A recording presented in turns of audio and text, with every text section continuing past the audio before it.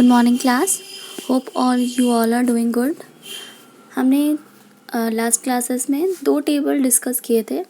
पहला जो टेबल था हमारा वो 1 से लेकर 20 तक के तत्वों की वैलेंसीज डिस्कस की थी, और अगले टेबल में हमने मुक्त मूलक की वैलेंसीज या उनके ऊपर कह लीजिए चार्जेस जो होते हैं वो डिस्कस किए थे। तो आज हम उन्हीं दोनों टेबल्स की सहायता से नए नए कंपाउंड्स बनाना सीखेंगे, मतलब उनके फॉर्मूले लिखना सीखेंगे। तो आपने जहाँ कहीं भी लिखा होगा वो दोनों टेबल वो आप अपने पास रख लेंगे, तो आपको उससे देखने में आसानी होगी। स्क्रीन पे आपको पहला दिखाई दे रहा है मैग्नीशियम क्लोराइड। मैग्नीशियम क्लोराइड का फॉर्मूला हम कैसे लिखते हैं? आपको पता है कि मैग्नीशियम का सिंबल होता है Mg, क्लोराइड का सिंबल होता है Cl। हमने इन दोनों की वैलेंसीज भी देख ली। आप पहले टेबल में देखेंगे आपको मैग्नीशियम की वैलेंसी +2 दिखाई देगी, और दूसरे वाले टेबल में आप देखेंगे तो उसमें क्लोराइड की वैलेंसी -1 दिखाई देगी। फॉर्मूला लिखने के लिए हम सबसे पहले क्या करते हैं, सिंबल्स को थोड़ी थोड़ी दूरी पे लिख लेते हैं। मैग्नीशियम क्लोराइड, इसमें कौन कौन से तत्व आ रहे हैं हमें दिख रहा है, मैग्नीशियम आ रहा है, क्लोरीन आ रहा है। मैग्नीशियम लिख लिया हमने, थोड़ी दूरी पे क्लोरीन लिख लिया, आपको दिखाई दे रहा होगा। मैग्नीशियम के नीचे मैग्नीशियम की वैलेंसी जो कि +2 है, और क्लोरीन के नीचे उसकी वैलेंसी जो कि -1 है। उसके बाद हम क्या करते हैं, दोनों की वैलेंसीज जो होती है उसको इंटरचेंज करते हैं। कहने का मतलब क्रॉस मल्टीप्लिकेशन, आपने पढ़ा होगा मैथ्स में क्रॉस मल्टीप्लिकेशन, बिल्कुल वैसा ही कॉन्सेप्ट है यहाँ पे। मैग्नीशियम की वैलेंसी जो होती है वो क्लोराइड के पास चली जाती है, और क्लोराइड की जो वैलेंसी है वो मैग्नीशियम के पास चली जाती है, और ये दो वैलेंसीज को क्रमशः हम छोटे अंकों में नीचे की तरफ लिखते हैं। आपको दिख रहा होगा मैंने लिखा है Mg1Cl2। मैंने चार्जेस को ध्यान में नहीं रखा है, वहाँ लिखा नहीं है। जैसे कि मैग्नीशियम का +2 है और क्लोरीन का -1 है, तो फॉर्मूले में आपको कहीं भी प्लस या माइनस नहीं दिखाई देगा। आपको प्लस या माइनस नहीं लिखना है, केवल वैलेंसीज में जो नंबर्स उपयुक्त हो रहे हैं केवल उनको हम फॉर्मूले में लिखेंगे। Mg के पास क्लोरीन की वैलेंसी 1 गई, और क्लोरीन के पास Mg की वैलेंसी 2 गई, तो हमने लिखा Mg1Cl2। अब आगे क्या करते हैं हम, जनरली जहाँ कहीं 1 आता है, वैलेंसी किसी की 1 होती है, तो हम उसको नहीं लिखते हैं। तो अगर हम Mg1Cl2 में से Mg को एलिमिनेट कर 1 को जो है उसको एलिमिनेट कर दें, तो हमारे पास फॉर्मूला बचेगा MgCl2, और यही होता है मैग्नीशियम क्लोराइड का फॉर्मूला MgCl2। सेकेंड आप देखेंगे पोटेशियम हाइड्रोक्साइड। आपको पोटेशियम की सिंबल पता है K होती है, और दूसरे टेबल से आप हाइड्रोक्साइड का देखेंगे जो कि OH लिखा मिलेगा आपको। इसमें क्या करेंगे, अब K लिखेंगे, OH लिखेंगे थोड़ी थोड़ी दूरी पे, और K और OH के नीचे क्रमशः उनकी वैलेंसीज या उनके ऊपर आने वाले चार्जेस को हम लिखेंगे। K के नीचे +1 लिखा हुआ है, OH के नीचे -1 लिख दिया हमने। अब क्या करेंगे, वही क्रॉस मल्टीप्लिकेशन जो हमने इससे पहले वाले एग्जाम्पल में किया था। पोटेशियम के पास -1 आएगा और OH के पास +1 आएगा। चूँकि हमको चार्जेस नहीं लिखने हैं, प्लस माइनस नहीं लिखना है, इसीलिए हमारे पास फॉर्मूला बन के आया K1OH1। K1OH1। अभी मैंने बताया आपको 1 नहीं लिखते हैं, जहाँ कहीं भी 1 आता है उसको हम एलिमिनेट कर देते हैं उस नंबर को। हमारे पास फॉर्मूला क्या बचता है, KOH, which is potassium hydroxide. उसी तरह आपको अगला एग्जाम्पल दिखाई दे रहा है कैल्शियम सल्फेट। कैल्शियम का सिंबल होता है Ca, और सल्फेट का सिंबल आपको दिखेगा दूसरे वाले टेबल में से आपके पास SO4। कैल्शियम की वैलेंसी होती है +2, और सल्फेट की वैलेंसी होती है -2। वही चीज़ हम वापस से करेंगे। कैल्शियम लिख लिया, SO4 लिख लिया, उसके नीचे उसकी वैलेंसीज लिख ली, और वापस से हम क्या करेंगे, क्रॉस मल्टीप्लिकेशन, इंटरचेंज करेंगे एक दोनों की वैलेंसीज को एक दूसरे से। कैल्शियम के पास SO4 का 2 आएगा, और SO4 के पास कैल्शियम का 2 आएगा। अब एक और चीज़ ध्यान देंगे, जब दोनों की वैलेंसीज बराबर होती हैं तब हम उसे नहीं लिखते हैं।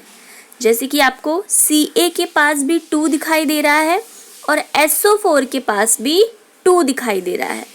तो जब दोनों की वैलेंसी 2-2 है और सेम नंबर आ रहा है तो हम क्या करते हैं, उन वैलेंसीज को एलिमिनेट कर देते हैं और केवल जो बचा हुआ सिंबल है हमारे पास उसको लिख देते हैं वैसे का वैसा।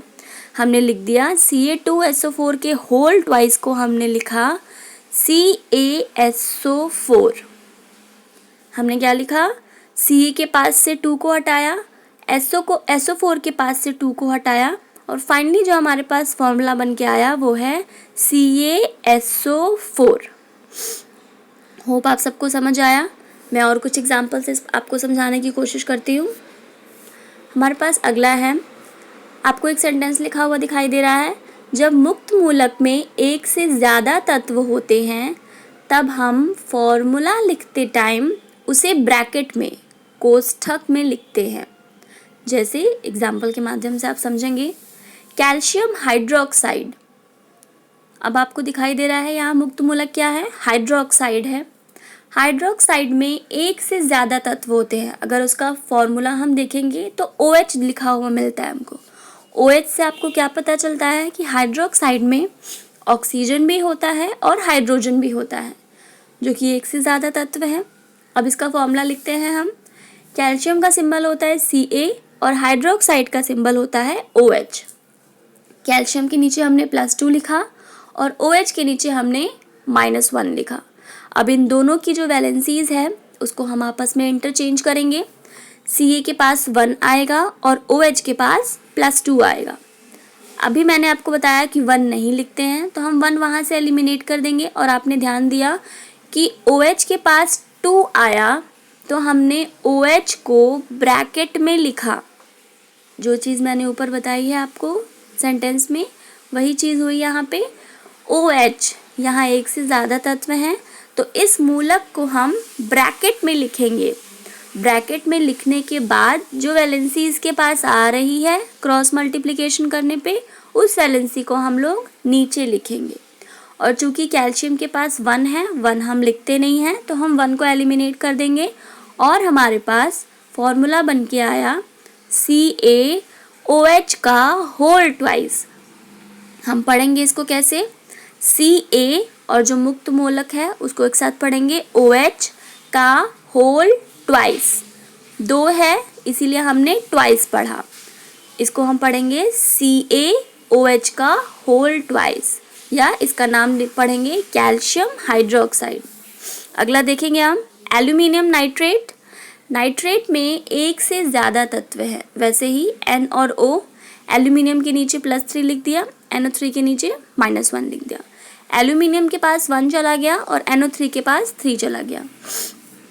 1 हम लिखते नहीं हैं तो हमने 1 एलिमिनेट कर दिया और NO3 को ब्रैकेट में लिख के उसके नीचे एल्यूमिनियम वाला 3 लिख दिया। अब हम इसको क्या पढ़ेंगे, एल्यूमिनियम नाइट्रेट, या हमें सिर्फ फॉर्मूला पढ़ना हो तो AlNO3 का होल थ्राइस। थ्राइस क्यों, क्योंकि वहाँ 3 लिखा हुआ है। अब एक और चीज़ ध्यान देंगे, अगर फॉर्मूला बनाते समय मूलक के पास वैलेंसी 1 आती है तो मूलक को कोष्ठक में नहीं लिखते हैं। अगर फॉर्मूला बनाते टाइम क्रॉस मल्टीप्लिकेशन में मूलक के पास वो मूलक जिसमें एक से ज़्यादा तत्व हों, उस मूलक के पास वैलेंसी 1 आती है तो हम उस वैलेंसी को 1 को नहीं लिखते हैं और मूलक को भी हम ब्रैकेट्स में नहीं लिखते हैं। NaNO3 का एग्जाम्पल दिया हुआ है आपको। सोडियम यहाँ +1 पे है और NO3 -1 पे है। इसको हमने लिखा हुआ है Na1 NO3 1 1 दोनों जगह है, 1 एलिमिनेट हो जाएगा। और जो कि मैंने आपको बताया कि जब 1 आता है तो कोष्ठक में नहीं लिखते हैं मुक्त मूलक को, तो NO3 के पास से हम ब्रैकेट हटा देंगे और हमारा फाइनली बनेगा NaNO3। मैं चाहूँगी कि इसका आप नाम लिख के मुझे बताएं, NaNO3 को हम कंपाउंड के रूप में क्या कहेंगे। नेक्स्ट है, यदि दोनों की वैलेंसी को हम सरल रूप में परिवर्तित कर सकते हैं तो वैलेंसी को सरल रूप में परिवर्तित करके उसका फॉर्मूला लिखते हैं।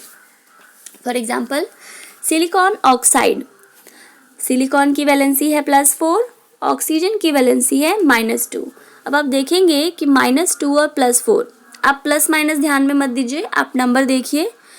सिलिकॉन 4, ऑक्सीजन 2, तो हम 2 और 4 को सरल रूप में परिवर्तित कर सकते हैं। 2 के पहाड़े में 2 भी आता है और 4 भी आता है, तो हम फॉर्मूला बनाने के बाद उसको सरल रूप में परिवर्तित करेंगे। कैसे करेंगे? SI लिखा हमने सिलिकॉन के लिए, उसके नीचे +4 लिखा, ऑक्साइड के लिए O लिखा, उसके नीचे -2, वापस से वही इंटरचेंज करेंगे।